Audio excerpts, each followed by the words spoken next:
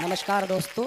आज तो मोहब्बत का एक विषय लिया है, लेकिन हरियाणा में मोहब्बत नहीं होती। यहाँ तो सीधी शादी वादी होती है। मोहब्बत के चक्कर में हरियाणा वाले तो पड़ते ही नहीं। हम तो बोलते हरियाणा से हैं। और अगर लड़का कवि हो तो भाई साहब शादी में भी बड़ी दिक्कत पड़ जाती है। अच्छा ये एक नया विषय है बिल्कुल शादी का। आपको समर्पित करता हूँ जी। और आप बुरा ना मानो तो इनको समर्पित कर दूँ। नहीं, मैं क्यों बुरा मानूं, इन्हें समर्पित आपको करो। समर्पित है जी साहब।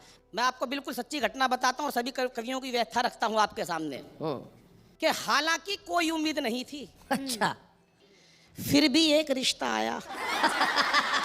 बहुत अच्छे। लड़का कवि है। हाँ, पिताजी ने बिचौलिए को बड़ी शर्मिंदगी से बताया। बहुत अच्छे।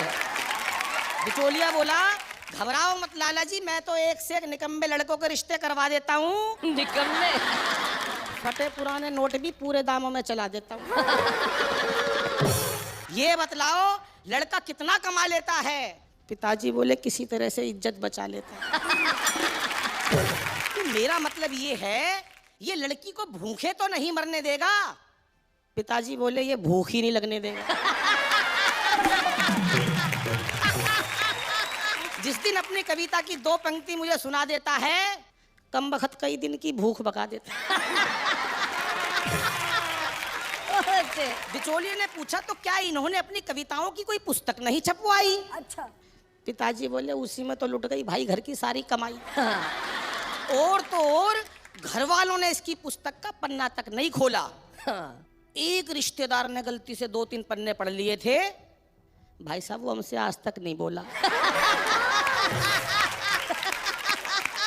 अब तो शर्मा जी यही तमन्ना है कि किसी तरह से इसकी जिंदगी संवर जाए। हाँ। भगवान करे इसे कोई हिम्मत वाली लड़की मिल जाए। हाँ। पर उधर लड़की के बाप को पता नहीं कैसे भनक लग गई। लड़का इंटर मोहल्ला कवि है। इंटर मोहल्ला। लड़का इंटर मोहल्ला कवि है। गुप्तचरों से पता चल गई। कहने लगा, इतना जुल्म नहीं ढा सकता, अपनी लड़की किसी कवि से नहीं ब्याह सकता। वो एक बात याद आ गई कि लड़की ने अपनी माँ से कहा, माँ पता चला लड़का कवि है। माँ बोली, कोई बात नहीं बेटी, एक आधा ऐब तो सब में ही होता है। बिचौली ने देखा, यार ये तो बात बिगड़ रही है, इसको तो जमाना पड़ेगा। अब बिचौली ने जो मेरे समर्थन में तर्क दिए वो सुनना। गरक साहब ये रिश्ता मत छोड़िए, लड़के का बहुत ऊंचा खानदान है। खानदान की ऊंचाई पे ध्यान देना संदीप भाई जी। लड़के का बहुत ऊंचा खानदान है। 11वीं मंजिल पे इनका मकान है। भाई क्या बात है अनिल, बहुत बढ़िया। लड़के के पास अपार संपत्ति है। उसने सोचा होगा मुंबई में कई प्लाट पड़े इसके। लड़के के पास अपार संपत्ति है। एक एक कविता कई कई लाख की है। लड़का परम ज्ञानी और विद्वान है। सीधे हाथ में 2-2 अंगूठे हैं, बहुत भाग्यवान है। क्या बात है। लड़का परम ज्ञानी और विद्वान है। दाहिने हाथ में 2-2 अंगूठे हैं, बहुत भाग्यवान है। वाह वाह वाह। बिचौलिए की बात में दम था। वो कौन सा दिल्ली वाले प्रोफेसर अरोड़ा से कम था। शादी के दिन भव्य स्टेज सजा दी गई, उस पे 2 कुर्सियां बिछा दी गई। मंच पर खड़ा मैं फूला नहीं समा रहा था। हर एक बाराती में भाई साहब एक श्रोता नजर आ रहा था। मंच पर माइक की कमी खल रही थी। अच्छा। कविता खुद ब खुद निकल रही थी। खुद ब खुद निकल रही थी। मुझे एक मौके की तलाश थी, फेरों पे छंद सुनाऊंगा। अच्छा। यही एक आखिरी आस थी कि तभी किसी ने आकर मेरे हाथ में एडवांस नेक का लिफाफा थमा दिया। उसे पता नहीं किसने बता दिया लड़का कवि है। ये पता नहीं कितनी लंबी रचना सुना देगा, लड़की को विदा होने से पहले ही रुला देगा।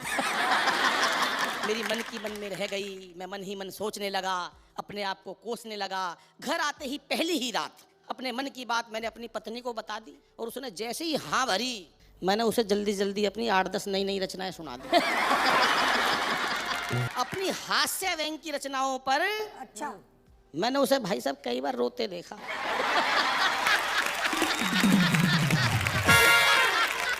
और जब मैंने करुण रस की रचनाएं सुनाई तब उसे खुश होते देखा। पता ही नहीं चल रहा था कौन पागल है दोनों में से। कविताओं की गहराई में वो इतना खो गई, मुझे नहीं पता चला शैलेश जी कब सो गई। उस दिन ये एहसास हुआ कि नारी वास्तव में ही त्याग की मूरत है और एक सफल कवि बनने के लिए भाई साहब पत्नी की बहुत जरूरत है। क्या बात है, वाह वाह वाह। मैं तो बहुत देर से इंतजार कर रहा था, आप मेरे को कब उठाओगे। तो मेरा तो दम घुट गया इन दोनों के बीच में। अब सांस आया मेरे को भाई साहब। और दालों की बात बताई शैलेश जी ने। कई बार बड़ी दिक्कत का सामना करना पड़ जाता है रसिक जी। एक छंद के द्वारा समर्पित करता हूँ जी। कि कविता पढ़ूं तो भाव दालों के ही याद आए, कविता पढ़ूं तो भाव दालों के ही याद आए, कविता के भाव याद आते नहीं मुझको। अच्छा। कि दाल जब बेचूं तो कविता याद आए मुझे, मोठ मूंग राजमा लुभाते नहीं मुझको। कि ग्राहक सारे जानते हैं देश का बड़ा कवि हूँ, अच्छा। ग्राहक सारे जानते हैं देश का बड़ा कवि हूँ, दालें वो खरीद के सताते नहीं मुझको। कि दाल के व्यापारी को कविता से क्या लेना देना, आयोजक ये सोच के बुलाते नहीं मुझको। और वावा का धन्यवाद करता हूँ कि वावा ने हमें बुलाया है। कुल मिला के यहाँ आपकी दाल गल गई। क्या बात है, वाह वाह अनिल जी, बहुत अच्छे, बहुत बढ़िया। बहुत सुंदर जोड़ी शैलेश जी की और आपकी लग रही है साहब। जोड़ियां तो आपने एक ये भी निश्चित करी थी और भाई साहब ये जोड़ी बिल्कुल नहीं मिल रही है, तो छंद द्वारा बताता हूँ आपको जी। कि दो दिलों का योग का हो चाहे संजोग का हो, राम जी ने कैसी कैसी जोड़ियां बनाई है।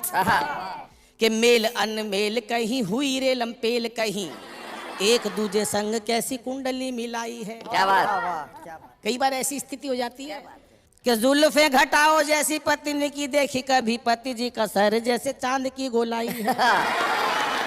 और भोर जैसा उजला कलर पत्नी का देखा, पति ऐसा देखा जैसे रात की सिहाई है। बहुत मोटी महिला अपने मरियल से पति को ले गई टैटू वाले के पास। बोली भाई साहब इसके हाथ पे शेर बना दो। टैटू वाले ने पूरी फिगर देखी, 40 किलो का पति। बोला बहन जी इस पे सांप बनेगा। और सांप भी फन वाला नहीं बनेगा, उसकी गुंजाइश नहीं है, पड़ा हुआ ही बनेगा।